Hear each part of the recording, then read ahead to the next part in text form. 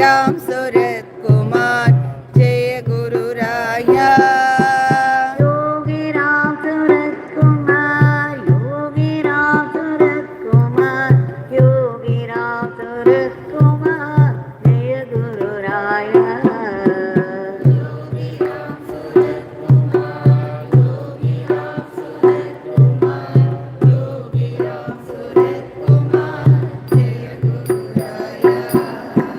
राम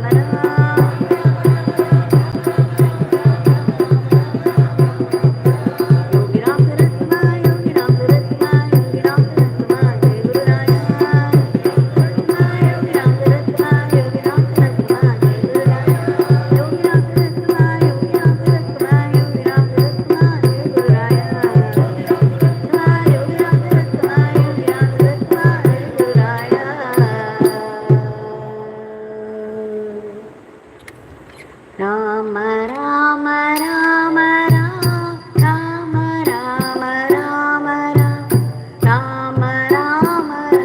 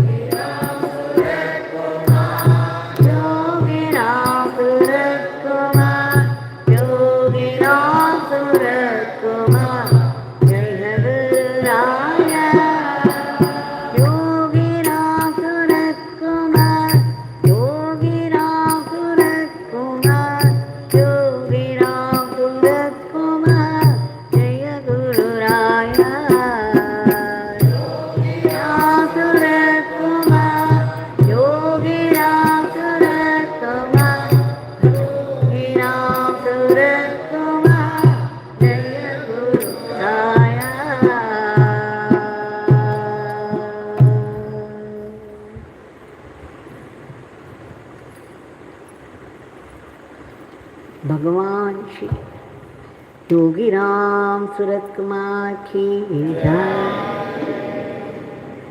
सर्वं Yogi Ram Surat कुमारार्पणमस्तु।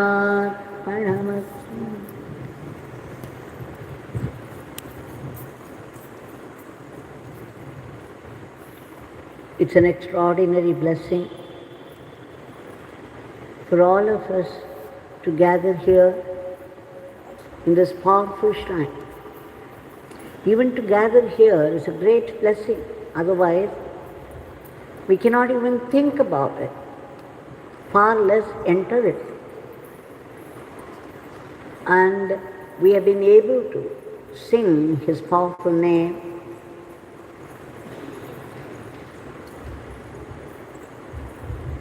But for His grace, how can this be possible? It's like Nama Ganga, and we have all had a deep dip in it.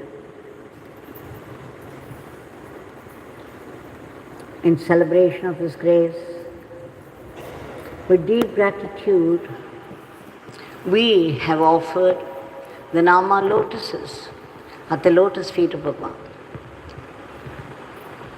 That's all we can do, and that we should keep on doing. The attitude of gratitude is the best way of worship. We have been going through the gospel of Bhagwan Shri Yogi Ram Surat Kumar, and we shall continue to see some of his other sayings. Bhagwan says, sadhus need not go to the people to do service. They can sit in a cave and change the whole world by a single thought. For they ever live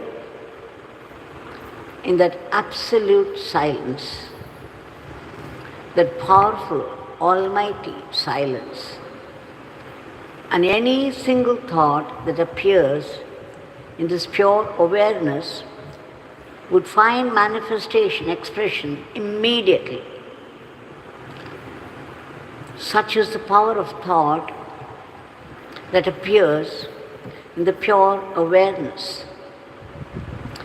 Those who live, those who are established in that pure awareness, they can sit in a cave and just think something, a thought for the welfare of humanity, and it can change the whole world overnight. But then, despite all this, the divine has its own play, and all the Mahatmas cater to that. A complaint was made some time before when he was in Sanadi Street House. There was a talk about Yogi Ram Surat Kumar Bhagwan receiving power from some religious head just because Yogi ji held the hand of the religious head. So they came, some people came and asked him. That came the reply from Bhagwan. Bhagwan folded his hands and said, "Oh, they have brought hundreds of people into the fold of God. So my salutations to them." See, when people were criticizing, blaming others because they did not know better, here was Bhagwan saying how to look upon every event. Bhagwan was holding the hand of some religious head for some time and was completely absorbed in silence. So some people said the religious head received power from Bhagwan, and some people said Bhagwan received power. It did not matter to Bhagavan at all what people thought. Just look at the way he thought about it. He says that religious head has brought hundreds of people into the fold of God. My salutations to him. What matters is how many people get transformed. That is more important than judging people. If someone is capable of transforming thousands of people, then you must be ready to offer your salutations to him. Not jump over to conclusions with your little knowledge and experience. Some VIP, a very important person, came. He was asking, again at Channadi Street House, Swami, can I do any service to you? Immediately Bhagavan said, remember God, don't forget him. If you remember God, it will be the greatest service to this beggar. So those of us who want to do service to Bhagavan have now this answer. Remember God, don't forget him. If you remember God, it will be the greatest service to this beggar. Another VIP had come another day, and he too asked with folded hands, Swami, any order? Bhagavan smiled with folded hands in namaskar. No, only begging, not ordering. This beggar is begging you to remember God all the time. This beggar only begs you not to forget God. So this is the greatest service to Bhagavan, and we should also beg ourselves first and then others to remember God, not to forget. And then one day, I think way back in 18, Bhagavan said to the people who had gathered around him, all of you are lucky to be here today. Anybody who spends even a fraction of a second with this beggar will be benefited. Every moment of this beggar is molded by Supreme Father. If anyone recollects to memory any movement of this beggar which is interesting to him, it is enough. It is nectar, it is amrutam, it is ambrosia, which he cannot get by a rigorous tapas of 1,000 years. I tell you the truth. This is Satya.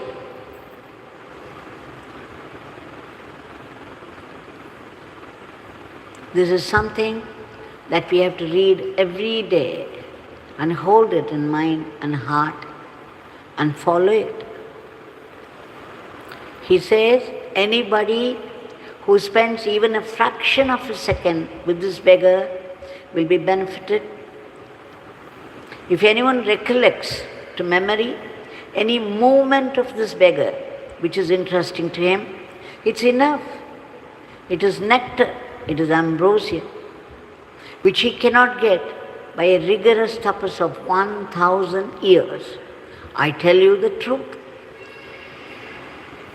And then on a Bhagavan, who always derided himself, who always spoke derisively about this dirty beggar, this dirty sinner, and this lazy beggar, crazy beggar, now says, it was a moment he forgot and threw caution to the winds and declared, this beggar can make poison into ambrosia.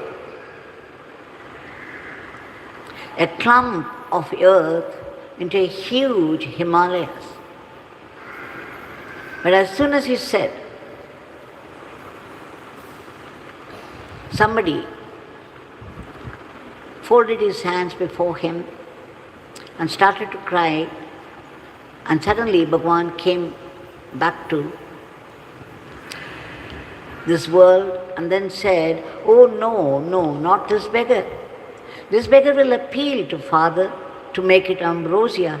This beggar cannot make poison into ambrosia. This beggar can only appeal to Father to make it ambrosia. Father is the intelligent director of all actions that take place." And then we shall end it up with one more order from Bhagwan, Mahavakya. We should offer all our actions of the past, present and future at the divine feet of Supreme Father, because it's all my Father's will. Whatever we do is all Father's work. Everything happens according to Father's will. But we forget this at times, and it does not matter. When our finger is burnt, we cry out. But afterward, we say, "Oh, everything happens according to Father's will." So it does not matter if we react immediately in the negative way, but then we shall recover and remember what Bhagwan said, that everything happens only by Father's will. So let me offer this also to the Supreme Father. And for all of us, our Supreme Father is Bhagwan. So let us keep offering all our thoughts, words and actions to Bhagwan, if possible all the time, if not possible, at least whenever we remember. And along with it, we should keep on chanting the name. For Bhagwan makes us chant twice a day massively. All that we have to do is continue and fill up the whole day with His auspicious divine name. We shall now offer our today's prayer at the lotus feet of Bhagwan. Bhagwan, we beg you again and again, 1,000,000 times, for your immediate divine intervention to bring forth a dharmic normalcy to today's world of violence. There is so much violence all around. There is lack of unity, lack of harmony, order and discipline. And people live any way they like, creating a philosophy of their own to justify whatever they are doing. And there is already the war going on now for so much time, so long, with its own justification. But we see the disastrous, the devastating effects of this war. And there is again the sudden attacks of those terrible diseases and the violence of the furies of nature and those accidents that we saw even recently. Bhagwan, we beg you again and again and again, 1,000,000 times, to bring back harmony, order and discipline into the lives of people, so that people would live a dharmic life with remembrance of God. We also beg you to stop this war immediately, so that peace be prevalent, and then there should be no mention of this word war at all among the countries of the world. We also beg you to keep those cruel diseases and the furies of nature and those terrible accidents under control. We beg you again to uproot all the Rakshasic thoughts, those negativities of the human mind which are responsible for today's world of violence. Bhagwan, in this world, whatever country people belong to, whatever language they speak, whatever religion they have embraced, they too suffer from their past karmas without any help or protection. They may not believe in the theory of karma or rebirth, but then the law of karma is relentless and it is meticulous. It takes over, it doesn't wait for your faith. We beg you, Bhagavan, to reach out to all those people and do the needful. We also beg you to protect all those people all over the world who slog for the welfare of the others from unnecessary, unworthy, unhealthy criticisms and aspersion, for they come in the way of constructive work. And we also beg you to promote the economy of the country and the growth in varied fields of activity so that India would reach that high status of world teacher to conduct the whole world in the path of Dharma. We pray to you in all earnestness and sincerity and intensity for ceaseless and joyful chanting of your powerful name and unbroken remembrance of your leelas and teachings so that we assimilate it and make it into our Atma Shakti. We also beg you to bless us all to be sattvic instruments and not rakshasic elements. We pray to you to bless us all to run our everyday life as an offering to you and not be caught by the temptations of Maya.